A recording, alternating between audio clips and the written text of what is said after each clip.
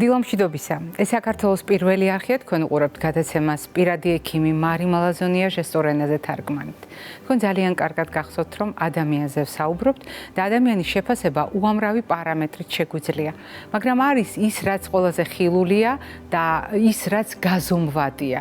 აი ის, რაც გაზომვადია, როგორც წესი ადამიანის სხეულის დასახასიათებლად გამოიყენება და ამ ერთეულებს ანთროპომეტრია ჰქვია. მაგრამ განსაკუთრებით საყურადღებო რატომღაც ჩვენი საზოგადოებისთვის ყოველთვის არის ხოლმე ჩვენი სხეულის წონა და ასეთ შემთხვევაში ჩვენ ვიშველიებთ იმ გრაფიკს და იმ გამოსახულებას, რომელიც თქვენ გახსოვთ ჩვენი გადაცემებიდან, როგორც ფრაგმენტს ჩემი წიგნიდან, რომელიც ძალიან კარგად გვახსენებს, როგორია სხეულის მასის ინდექსის მიხედვით ადამიანების გადანაწილება, უпростоრად ადამიანის წონის გადანაწილება და განსაკუთრებით მნიშვნელოვანია ნორმის მაჩვენებლად მიჩნეული 18.9-დან 24.9-ის ჩათვლით სხეულის მასის ინდექსი, როდესაც ჩვენ ოპტიმალურ რაოდენობაზე ვსაუბრობთ 20-დან 25-მდე. აი ასე ვამარტივებთ ხოლმე სურათს. მაგრამ რა ხდება მაშინ, თუ მაგალითად სხეულის მასის ინდექსი 25-ზე მეტია? 25-დან 30-მდე ჩვენ ვსაუბრობთ ჭარბწონაზე.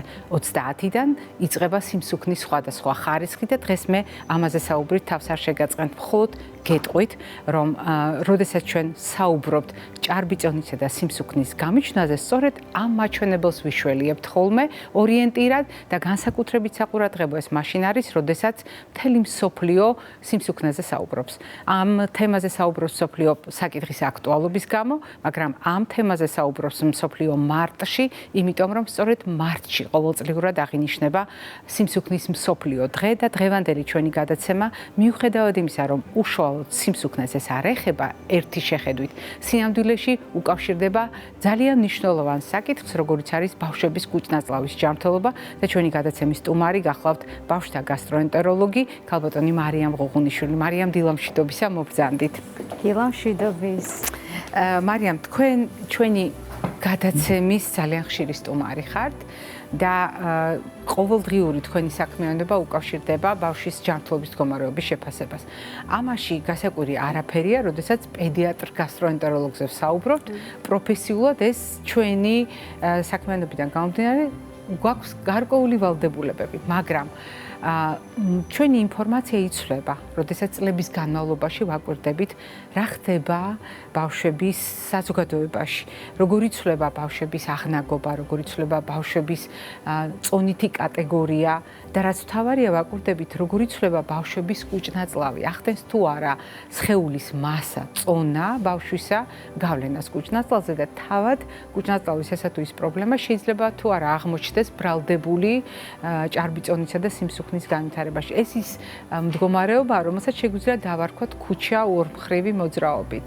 ნამდვილად და მსოფლიომ ტყუილად არ დააწესა დღეს სიმსუქნის აღნიშვნისთვის. ეს არ არის საზეიმო აღნიშვნა სამწუხაროდ, ეს არის დროშების, წითელი დროშების აღმართვისთვის დადგენილი თარიღი, რადგანაც თუ მოვიშველიებთ უცხოურ ლიტერატურას, გაერთიანებულია გლობალური პანდემია და სიმსუქნე და obesity, როგორც თქვენ აღნიშნავდით, სიმსუქნე და გლობალური პრობლემა, უკვე globesity, აი ამ ერთი სიტყვით აღინიშნება თუ რაოდენ რთულად სამართავი გახდა სიმსუქნე და უფრო მეტად ჭარბი წონაც. მე ვიტყოდი პროცენტულად თუ შევაფასებდით ბავშვებში, რა თქმა უნდა, ჯერჯერობით ჭარბწონიანობა უფრო მეტია ვიდრე სიმსუქნე, მაგრამ ეს ერთი ნაბიჯია, როგორც თქვენი ციფრები გვეუბნებოდნენ, თქვენ მიერ დათვლილი ინდექსი ძალიან მარტივად შეიძლება ჭარბი წონა შემდგომ უკვე სიმსუქნის სხვადასხვა ხარისხში გადაინაცვლოს. დაახლოებით მსოფლიო მონაცემებით დღესდღეობით 5 წლამდე ასაკის 17 მილიონი ბავშვების არის, რომელიც ამ დაავადებასთან და ამ პრობლემასთან არის პირდაპირ ბრძოლაში, ხოლო რაც შეეხება 5-დან 18 წლამდე უკვე 320 მილიონი, რაც ეს არ არის ნამდვილად დაბალი ციფრი. ეს გასაკვირველია, ძალიან შთამბეჭდავი რიცხვია და ძალიან მნიშვნელოვანი თავის შინაარსით.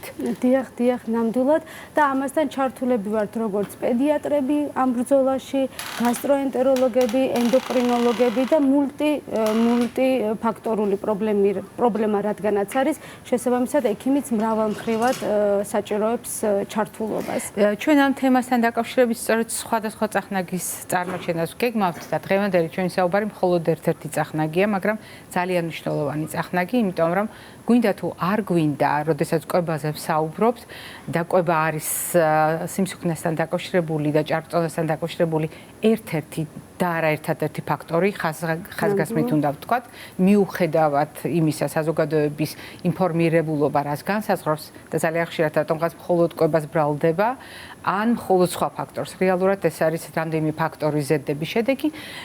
მოკლედ, ჩვენ ვაპირებთ, რომ სხვადასხვა წახნაგს დაუკავშიროთ ეს თემა, თუმცა დღეს ჩვენ საუბრობთ კუჭნაწლავის ტრაქტზე, იმიტომ რომ კიდევ ერთხელ გავიმეორებ სიტყვათა შეთანხმებას, გვინდა თუ არ გვინდა, ნივთიერებათა მოხვედრა ჩვენს ორგანიზმში სწორედ კუჭნაწლავის ტრაქტით ხდება და კვების პროცესი არის უმნიშვნელოვანესი ამ საერთო ქარიშხალში, მაგრამ კუჭნაწლავის რომელმა პრობლემამ შეიძლება შექმნას რისკი ჭარბიწონისა და სიმსუქნისთვის და რაც ძალიან საყურადღებოა თქვენ მიერ დასახელებული რიცხვების გათვალისწინებით, რატომ შეიძლება აღმოჩნდეს თავად კუჭნაწლავი მაშინ, როდესაც ბავშვს აქვს ჭარბიწონა და სიმსუქნე. დაგეთანხმებით ნამდვილად მშობელი ყოველთვის ამბობს, რომ კვება არის დამნაშავე. არა, საკვები არის, რაც ორგანიზმში შედის. თავარია რა დახვდება იქ მონელებისთვის და როგორ მოხდება მიღებული საკვების შეწოვა და არასაჭირო დარჩენილი მასალების გამოყოფა. ამ ბოლო 6 წელიწადში ძალიან დიდი ყურადღება დაეთმო დისბიოს. ეს მსგავსია ჩვენ ქვეყანაში გაჟღერებული დისბაქტერიოზის მცნებასთან მსგავსია. დისბიოზი არის ერთ-ერთი წამყვანი პრობლემა დღევანდელ დღეს. რამდენადაც, როდესაც მოხდა მსოფლიოში ფეკალური მასების შესწავლა, აღმოჩნდა, რომ ეგრეთ წოდებული მეგობარი და მტერი ბაქტერიების ბალანსი სამწუხაროდ დარღვეულია. ეს დარღვევა ბევრი მიზეზიდან შეიძლება იყოს გამოწვეული. პირველი კვება, იმიტომ რომ ბაქტერიებს ჩვენ რაოდენ გასაკვირიც არ უნდა იყოს, ვიღებთ საკვებიდანაც. შემდგომი ეს არის სტრესი, რომელმაც შეიძლება დისბიოზის, ანუ კუჭნაწლავის მიკროფლორის დარღვევა მოახდინოს და სხვადასხვა ჰორმონები, რომლებიც მონაწილეობენ, ეს არ გეგონოთ მაყურებელს მიმართა, რა თქმა უნდა და არა ქალბატონ მარის, ეს არ არის ენდოკრინოლოგიური პათოლოგიიდან გამომდინარე ჰორმონალური დისბალანსი, არამედ კუჭნაწლავსაც აქვს თავისი კერძო კუთვნილი ჰორმონები, რომელთა დისბალანსიც იწვევს დისბიოზს. შედეგად, როდესაც ფაქტია, რომ პაციენტს აქვს დისბიოზი, მიღებული საკვების გადამუშავება ისე მარტივი არ ხდება და საქმე გვაქვს შემდგომ უკვე ჰიპერლიპიდემიასთან, ანუ ცხიმოვანი ცვლის დარღვევასთანაც, ნაწლავის მობილურ პრობლემებთან, რასაც სამწუხაროდ ფუნქციურ დაავადებებს ვეძახით და რომელზედაც არაერთხელ ვისაუბრია ჩვენს გადაცემაში. ნამდვილად და შედეგად ვიღებთ სიმსუქნეს. ძალიან საინტერესოა, როდესაც ჩვენ ამ თემას ვეხებით 2025 წელს, იმიტომ რომ როდესაც ჩვენ ამ თემაზე დისბიოზე საუბარი დავიწყეთ და ნაწლავურ პასპორტზე დავიწყეთ საუბარი ამ გადაცემაში და პირადად, როდესაც მე დავიწყე ამ თემაზე საუბარი, მაგალითად 2009-11 წლებში საზოგადოების ინფორმირებულობის ხარისხი იყო ძალიან დაბალი. დღეს მშობლებმა უფრო მეტად დაიწყეს დაფიქრება იმასთან დაკავშირებით, რაზედაც თქვენ საუბრობდით და რომ ნაწლავის ჯანმრთელობა არის საერთო ჯანმრთელობის აუცილებელი ნაწილი. მაგრამ ჩვენ ვდგავართ უკვე ფაქტის წინაშე, როდესაც თქვენ ბრძანებდით, რომ ბაქტერიებს შორის თანაფარდობა დარღვეულია, საკვებით მიღებული ბაქტერიების გარდა გასათვალისწინებელია ის სახელმწიფო, რომელსაც ჩვენი სხეულით ვატარებთ, მნიშვნელოვანია ის ნივთიერებები, რომელსაც წარმოქმნიან ეს ბაქტერიები თავიანთი ცხოველქმედების შედეგად. რამდენად შესაძლებელია, აი ბავშვების შემთხვევაში, როდესაც ჩვენ საუბრობთ, დისბიოზე, როდესაც ჩვენ საუბრობთ წონასწორობის დარღვევაზე. როგორც წესი მოულოდინი აქვს მშობელს, რომ რაღაც უნდა გადაუღონ ბავშვს, რაღაც კვლევა უნდა ჩატარდეს და დაინახონ პრობლემა, არადა ბავშვთა გასტროენტეროლოგი თვლის, რომ დიახ, პრობლემა არის, თუმცა ამის დანახვა ასეთი ადვილი არ არის. და სწორედ ეს არის მნიშვნელოვანი, რადგან თქვენ საუბრობდით ფუნქციურ კონტექსტში. ანუ, როდესაც ჩვენ დღეს საუბრობთ, არის პრობლემები და ამ პრობლემათა უმრავლესობას ჩვენ ვერ დავინახავთ, ხომ ასეა მარიამ? ნამდვილად ვერანაირი კვლევით, ვერც ლაბორატორიული და ვერც ინსტრუმენტული სხვა კვლევებით. როგორი ნატიფიც არ უნდა იყოს. როგორი ნატიფიც არ უნდა იყოს. და ხშირ შემთხვევაში გვეხმარება ანამნეზი, ანუ რას გვიყვება დედა. ამას დიდი მნიშვნელობა აქვს და არის რა თქმა უნდა თუ მხოლოდ დისბიოზზე თუ ვისაუბრებთ კი არის ლაბორატორიული კვლევები რომლის საფუძველზეც ჩვენ შეგვიძლია ვთქვათ რომელი ბაქტერიები ჭარბობენ ფეკალურ მასებში მაგრამ იმდენად რამდენადაც ეს ცვალებადი კვლევა ეს არნიშნავს დღეს რომ გავიკეთე განავლის კვლევა ერთ კვირაში შეიძლება სულ სხვა პასუხი მივიღოთ ეს არ არის მყარი პასუხი და სტაბილური პასუხი შესაბამისად ექიმები ვცდილობთ რომ უფრო გლობალურად შევხედოთ ამ პრობლემას და არ დავწვრილმანდეთ სხვადასხვა კვლევებით. როდესაც პატარას აქვს ჭარბი წონა ჩვენ გვიყვარს საქართველოში უტყუნა ფუმფულა ბავშვები უნდა ვაღიაროთ, გვიყვარს ახალშობილებიც, მე მცირე ასაკის ბავშვებიც, თუმცა რაღაც მომენტში მაინც მშობელი ამას იაზრებს, რა უნდა იცოდეს მშობელმა ასეთ შემთხვევაში კუჭნაწლავის ტრაქტის მხრივ. ბავშვი არაფერს უჩივის, მაგრამ მშობელმა რას უნდა მიაქციოს ყურადღება და საჭიროა თუ არა ამ მხრივ სიფხიზლე მარია.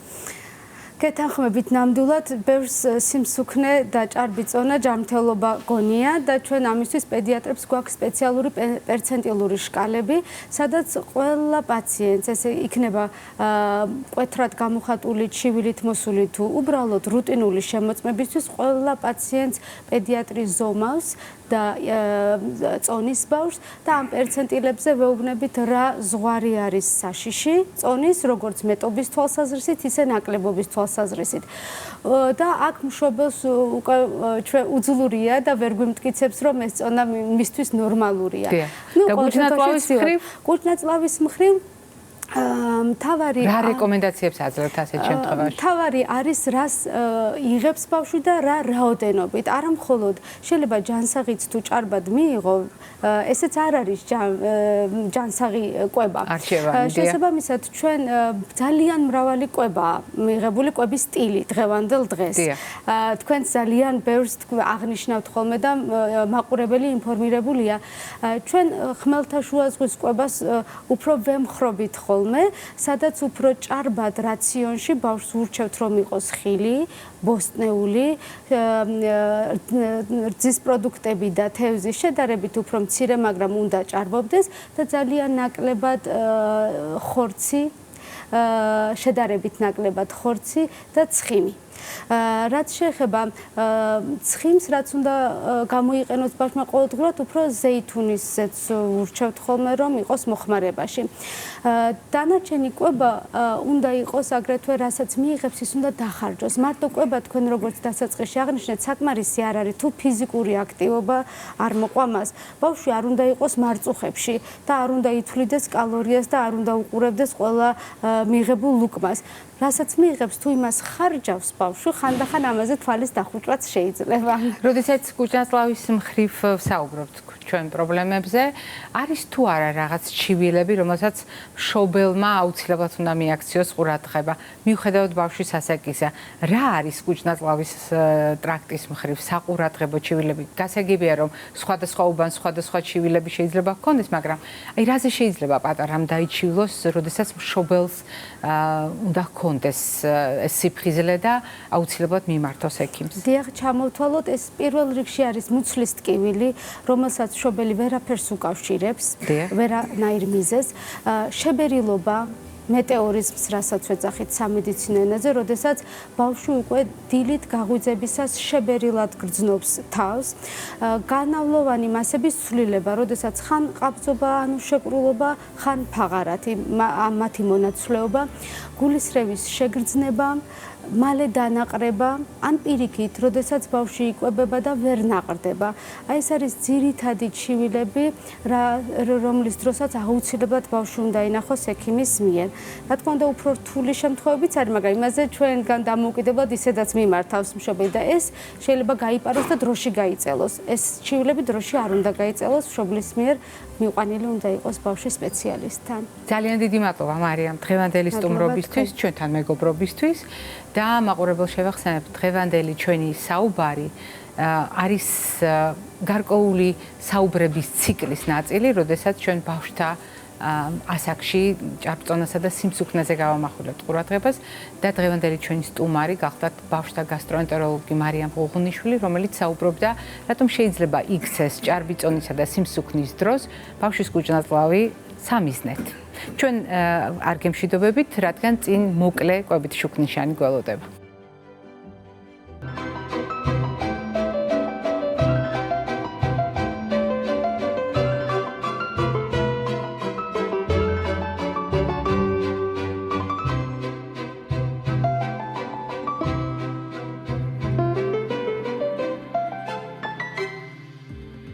კვებითი შუქნიშანი ტრადიციულად გულისხმობს კვებით რეკომენდაციას კონკრეტულ თემასთან დაკავშირებით და ძალიან ძნელია რამდენიმე წუთში სიმსუქნესთან და ჭარბწონასთან დაკავშირებული რეკომენდაციები ჩავატიოთ, მაგრამ მნიშვნელოვანია ერთმანეთს დაუკავშიროთ ჭარბიწონა და სიმსუქნე, კუჭნაწლავის ტრაქტი და ჩვენი ცხოვრების წესი. აღმოჩნდა, რომ არის ასეთი ფაქტორი, რომელიც ამ ყველაფერს ძალიან კარგად აერთიანებს, ეს არის ჰიპოდინამია. ანუ ნაკლებად მოძრავი ცხოვრების წესი. გაგიკვირდებათ, მაგრამ დღევანდელმა მედიცინამ უკვე დანამდვილებით იცის, რომ ნაკლებად მოძრავი ცხოვრების წესი არის უშუალოდ რისკ ფაქტორი ჭარბიწონისა და სიმსუქნის განვითარებისთვის.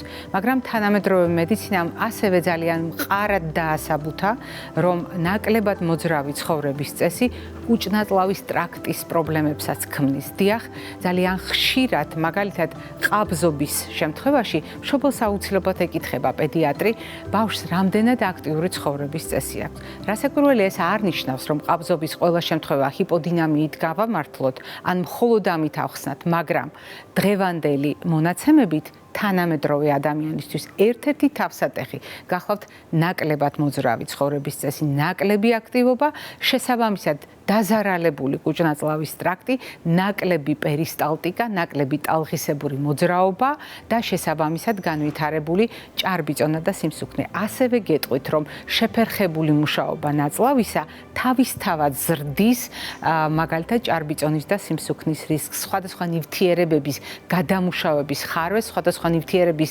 ჭარბად დაგროვების ხარვეს და მათ შორის ცხიმოვანი ცვლის დარღვევის ხარვეს. ეს იმას ნიშნავს, რომ ჩემიერ ჩამოთვლილი კუჭნაწლავის ტრაქტი, ჭარბიწონა, სიმსუქნე და ნაკლებად მოძრავი ცხოვრების წესი ერთმანეთთან დღეს უკვე ისე მჭიდროდ არის დაკავშირებული ასაკის მიუხედავად, რომ იქმნება მანკიერი წრე, საიდანაც თავის დაღწევა თანამედროვე ადამიანს ძალიან უჭერს. იმედია, ამას გაითვალისწინებთ განსაკუთრებით პატარების შემთხვევაში, რადგან მათთვის შერჩეული აქტივობა შეიძლება იყოს პროფილაქტიკა ჭარბიწონისა და სიმსუქნისა და ამავე დროს ძალიან კარგი არჩევანი იმისათვის, რომ გამართულად იმუშაოს ბავშვის კუჭნაწლავის ტრაქტმა. ეს იყო დღევანდელი რეკომენდაციები. მე გემშვიდობებით ნახვამდის ჯანმრთელობას და დღეგრძელობას გისურვებთ.